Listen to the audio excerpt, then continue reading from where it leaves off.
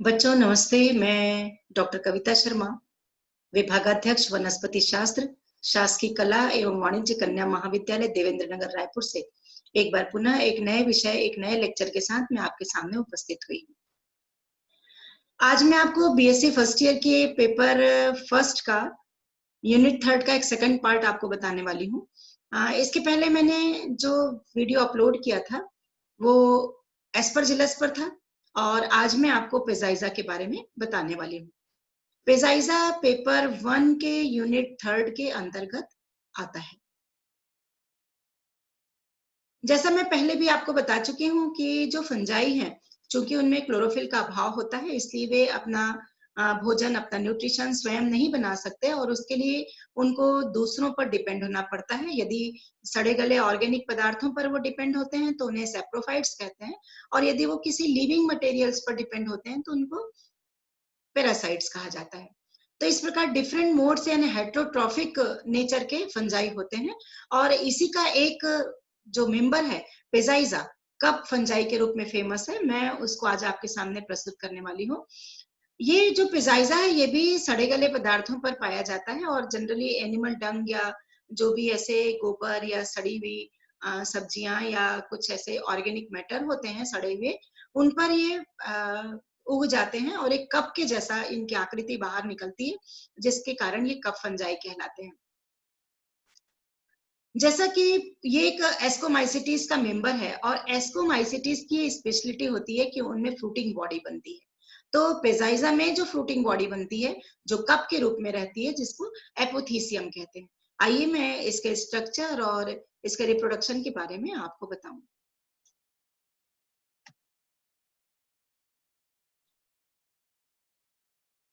ये जो फंजाई है, ये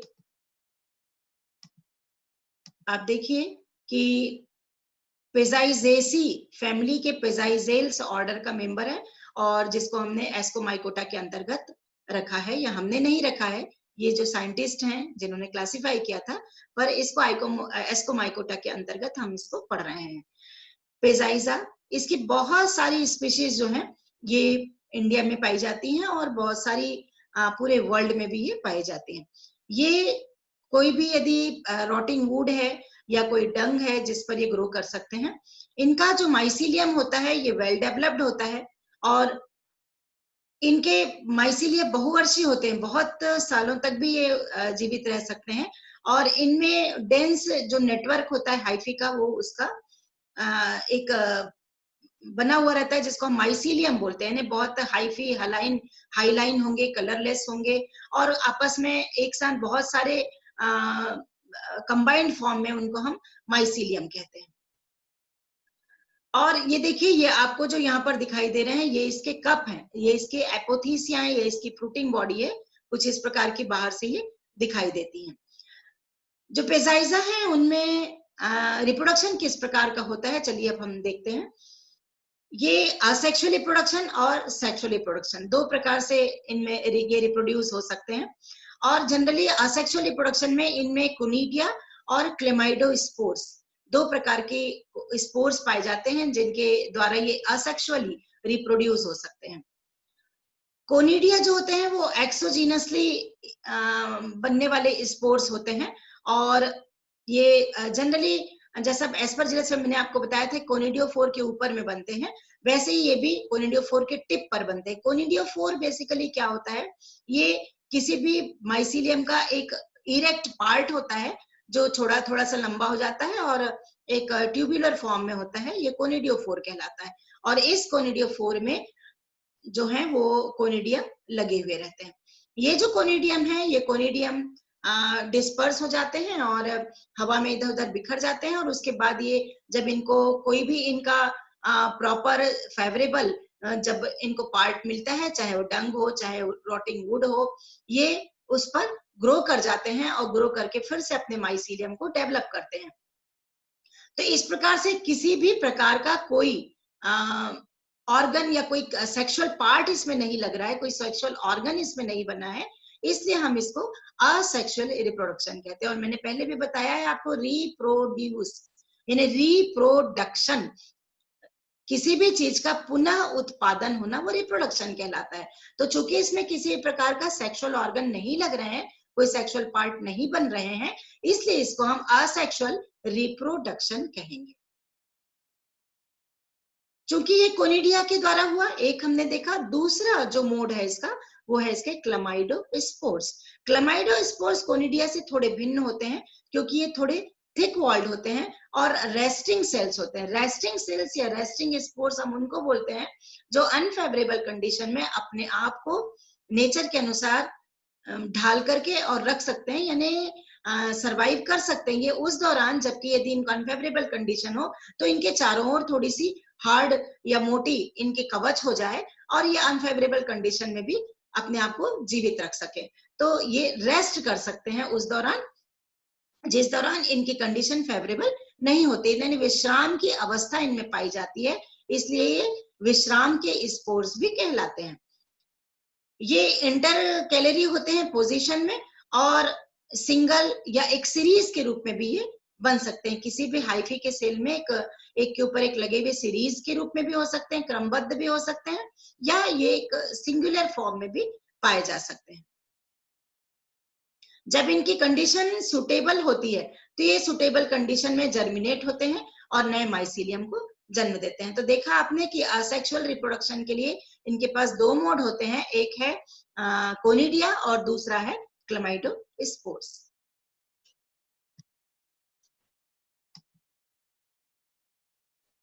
आइए अब हम देखते हैं इसका सेक्सुअल रिप्रोडक्शन किस प्रकार से इसमें होता है। जनरली जो सेक्सुअल एपरेटस हैं कहना चाहिए, वो पेजाइजा की बहुत सी स्पीशीज हैं, जैसा एक यहाँ पर नाम लिखा है वेसिकुलोसा। ऐसी बहुत सी स्पीशीज हैं जिनमें टोटली वो एब्सेंट होते हैं, वो उनका अभाव होता है, वो नहीं पाए जाते। और वैसे देखा जाए तो जो सेल्स हैं उनमें न्यूक्लियाई जो पाए जाते हैं, उन न्यूक्लियाई का आपस में मिलने से ही वो रिप्रोडक्शन का प्रोसेस उसमें होती है। जनरली जो डाइकैरियोटिक माइसीलियम होते हैं जिसमें दो प्रकार के न्यूक्लियस पाए जाते हैं, वो डाइकैरियोटिक माइसीलियम जो है वो इस प्रकार की स्ट्रक्चर इस प्रकार का करते हैं कि वो बाद में फ्यूज होकर के रिप्रोड्यूस होते हैं। अब कोई भी यदि माइसीलियम है, उसका एक पार्ट यदि है और उसमें डाइकैरियन पाया जा रहा है, तो वहां पर एक माइटोसिस होती है और उस माइटोसिस के कारण वो 3 सेल्स में बदल जाते हैं। नीचे वाला सेल स्टॉक सेल कहलाता है, बीच वाला पेनल्टीमेट सेल कहलाता है और सबसे ऊपर का इसमें टर्मिनल सेल होता है। जो टर्मिनल सेल होता है उसमें एक सिंगल न्यूक्लियस होता है, वैसे स्टॉक सेल में भी एक सिंगल न्यूक्लियस होता है, लेकिन जो पेनल्टीमेट सेल होता है उसमें 2 न्यूक्लियाई पाए जाते हैं, यानी वो डाइकैरियोटिक होता है।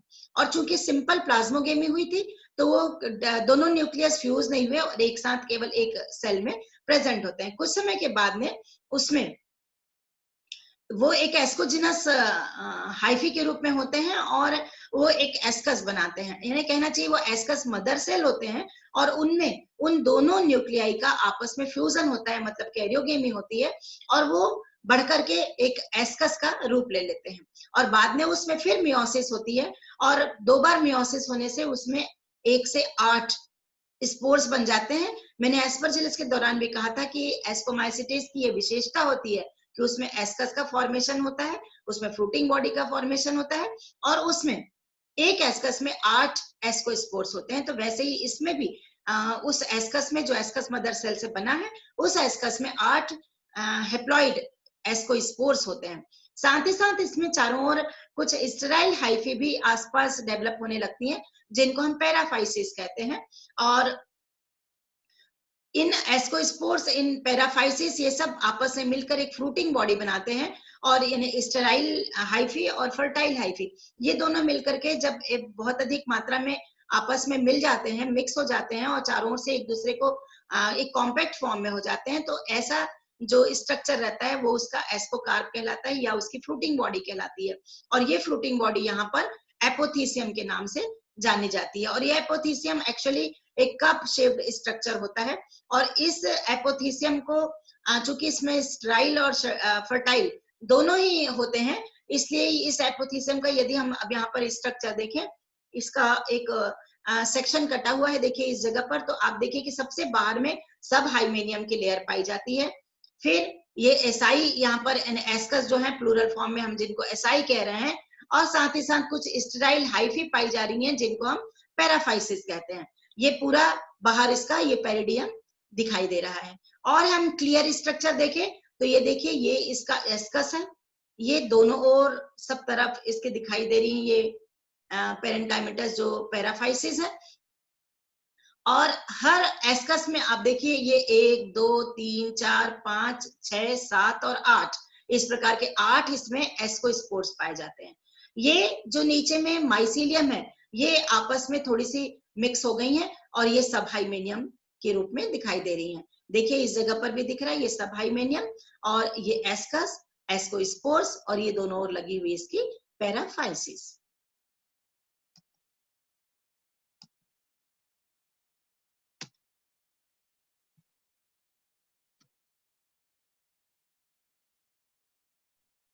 ये अब आपको दिखाई दे रहा है इसका लाइफ साइकिल है ये।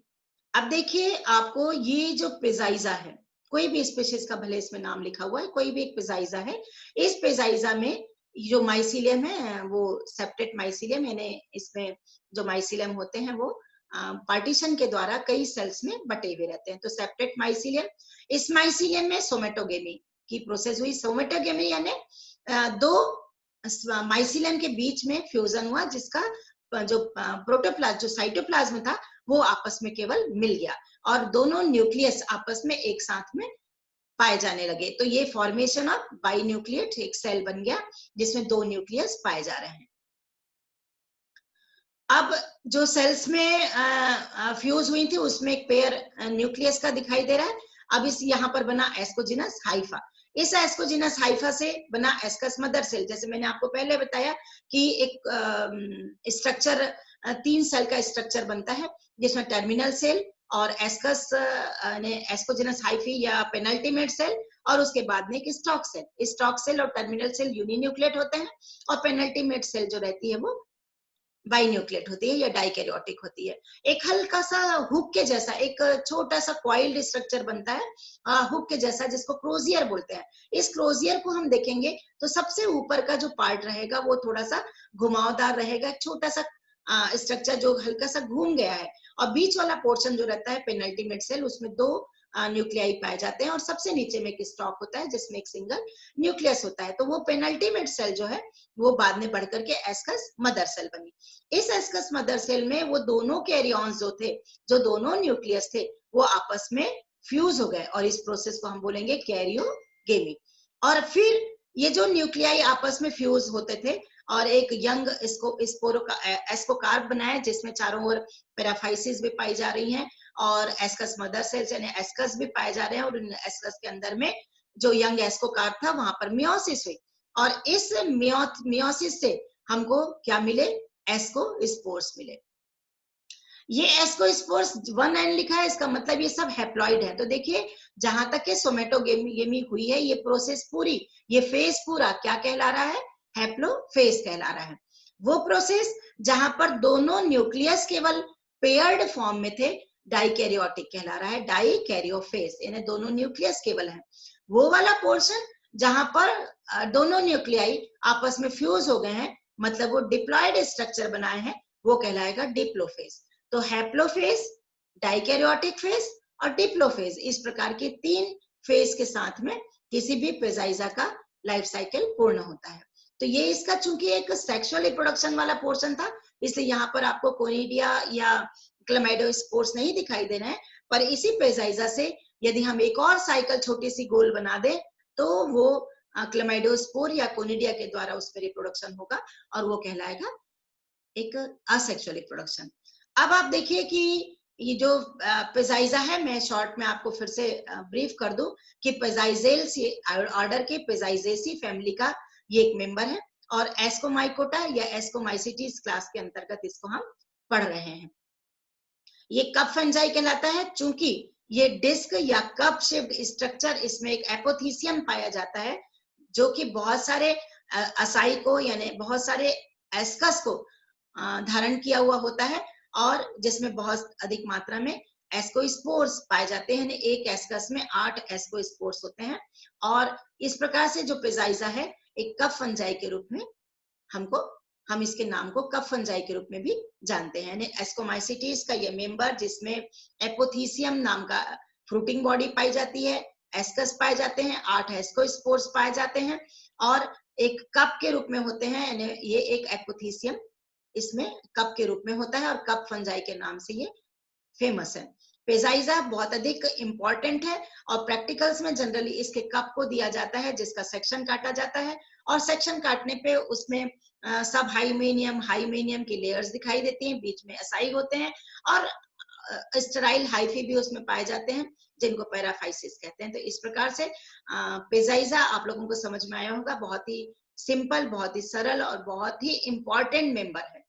तो बच्चों आपने देखा, अब आपके सामने मैं एक छोटा सा क्वेश्चन दे रही हूँ कि इसकी फ्रूटिंग बॉडी को क्या बोलते हैं और उसको डिस्क्राइब करिए। उसका एलएस और टीएस पूरा अच्छे से एक अच्छे वेल लेबल्ड डायग्राम के साथ आप उसको डिस्क्राइब करिए और उसको एज ए होमवर्क आप उसको समझिए और उसको तैयार करके रखिए। आपको यदि इससे संबंधित कोई भी क्वेरी हो तो आप मुझे drktsharma@gmail.com पर आप मुझसे प्रश्न पूछ सकते हैं या मेरा व्हाट्सएप नंबर आपकी स्क्रीन में नीचे दिखाई दे रहा है 9826130100। आप इस पर व्हाट्सएप करके भी मुझसे प्रश्न पूछ सकते हैं। इस प्रकार से मैंने आपको पेजाइजा समझाया। आप इसको घर में रह करके बहुत अच्छे से पढ़ाई करिए, बहुत इंपॉर्टेंट मेंबर है और निश्चित रूप से ये आपको वीडियो आपको हेल्पफुल रहेगा इस फंजाई के बारे में जानकारी हासिल करने के लिए। नमस्कार।